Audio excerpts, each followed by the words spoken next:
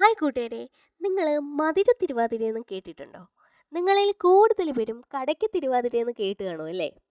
കടയ്ക്ക് തിരുവാതിരയ്ക്ക് മുമ്പ് നടത്തുന്ന തിരുവാതിരയാണ് മധുര തിരുവാതിര, അത് മധുര ക്ഷേത്രത്തിൽ. അപ്പോൾ ഞായറാഴ്ചയാണ് മധുര തിരുവാതിര. അതിനു വേണ്ടിയിട്ട് ശിവക്ഷേത്രത്തിൽ നിന്നുമുള്ള കുതിരകളെ ഒരുക്കുന്നതാണ് നിങ്ങൾ ആ കാണുന്നത്. എൻ്റെ ജീവിതത്തിൽ ഈ കുതിരയെടുപ്പൊക്കെ ആദ്യമായിട്ടാണ് ഞാൻ കാണുന്നത് കേട്ടോ, കാണാൻ പോകുന്നത് കേട്ടോ. കാര്യം ഞാൻ ഇതുവരെ 4 വർഷമായി കല്യാണം കഴിഞ്ഞിട്ട് ഇങ്ങോട്ട് വന്നിട്ട്, പക്ഷെ ഇതുവരെ ഞാൻ തിരുവാതിരയ്ക്കൊന്നും പോയിട്ടില്ല.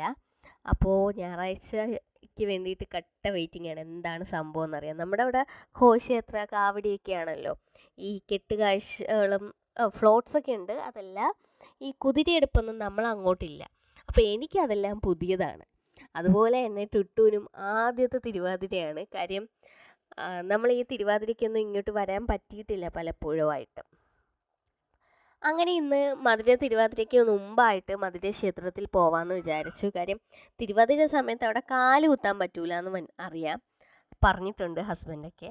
അപ്പോൾ ഇന്ന് നമ്മൾ ക്ഷേത്രത്തിൽ പോയി, അതിനു മുമ്പ് ശിവക്ഷേത്രത്തിൽ പോയി തൊഴുത്, അതിനുശേഷം മധുര ക്ഷേത്രത്തിലും പോയി തൊഴുത്, അവിടെ കുറച്ച് ഫുഡടിയൊക്കെ നടത്തി, അതിനുശേഷം കുറച്ച് കളിപ്പാട്ടമൊക്കെ വാങ്ങി, കഥകളി കുറച്ച് നേരം കണ്ട്.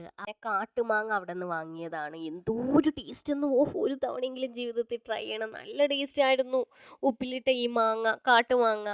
അതുപോലെ തന്നെ തേൻ നെല്ലിക്ക, കാരയ്ക്ക, എല്ലാം ഒന്നിനൊന്നും മിച്ചമായിരുന്നു. ഇതിൻ്റെ ഒരു ലോങ് വീഡിയോ നാളെ തന്നെ ഞാൻ അപ്ലോഡ് ചെയ്യുന്നതായിരിക്കും. എല്ലാവരും കയറി കാണാം. അപ്പോൾ ബൈ.